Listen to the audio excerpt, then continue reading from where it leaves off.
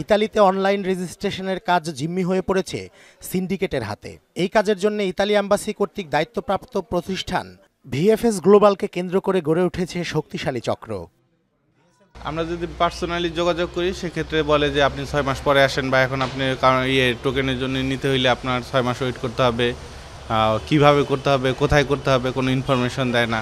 But যদি আমরা বলি যে আমরা কাদের সাথে যোগাযোগ করবো, নিচে দেখা যায় কিছু লোক থাকে, তারা বলে যে ঠিক আছে আসেন আমি করে দিচ্ছি। অনেক সময় ফলস দেয়, কন্ট্যাক্ট করে 1 লাখ টাকা দিবেন, 70,000 টাকা দিবেন। দেখা যায় এদিক থেকে টোকেন নিলে কোনো টাকাই লাগে না, ওদের মাধ্যমে টোকেন নিলে 70,000 টাকা দিতে হয়। অনুসন্ধানে জানা যায় প্রতিষ্ঠানটির কয়েকজন কর্মকর্তা কর্মচারীর যোগসাজশে চলছে এই অনিয়ম।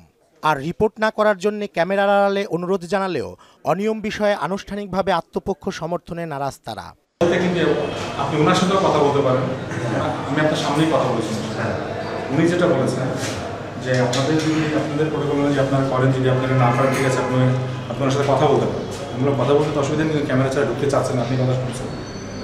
গুলশান 1 নম্বরে ভিএফএস-এর অফিসের সামনে সকাল থেকেই শুরু হয় দালালের আনাগোনা। জড়িত আছে পুলিশ সদস্যরাও।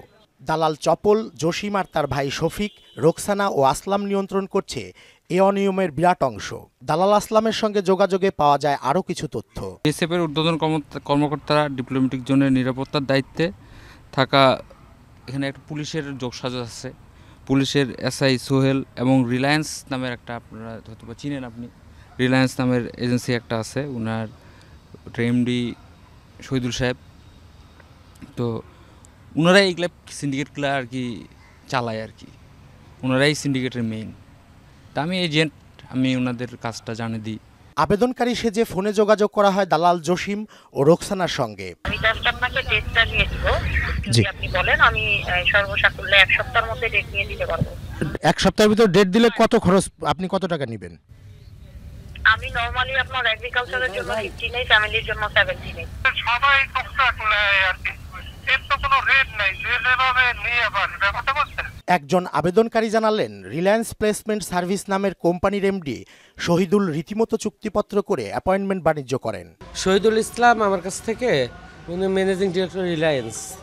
তো উনি হলো আমার এই যে কৃষি ক্যাটাগরি রিটালি যাওয়ার ভিসা রেজিস্ট্রেশন অ্যাপয়েন্টমেন্টের জন্য চুক্তিবদ্ধ হয়। 6 মাসের কাজটা ওদের 2 লাখ টাকার বিনিময়ে 1 মাসের ভিতর করে দেবে, কিন্তু উনি কাজটা আমার করে দিচ্ছে না।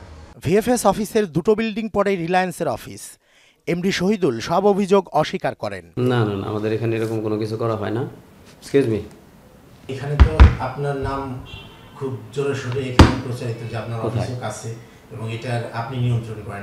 না না না, এখানে আমার অফিস যেটা আছে আমরা তো কোনো নিয়ন্ত্রণ করি বলতে কি, একজন ক্লায়েন্ট আমাকে প্রুফ দেন যে আমি যে তার কাজ করে দিছি, বা একজন ক্লায়েন্ট আমার কাছে আসছে, একজন প্রুফ দেন। দালাল আর সূত্রের তথ্য, অ্যাপয়েন্টমেন্ট বাণিজ্যের মূল হোতা কূটনৈতিক পাড়ায় নিরাপত্তার দায়িত্বে 4 বছর ধরে থাকা এসআই সোহেল। বারবার চেষ্টা করে সোহেলের কাছ থেকে এ অভিযোগ বিষয়ে তার কোনো বক্তব্য পাওয়া যায়নি। মুখ খোলেননি তার ঊর্ধ্বতন কর্মকর্তারা। রেজা খান, মোহনা সংবাদ, ঢাকা।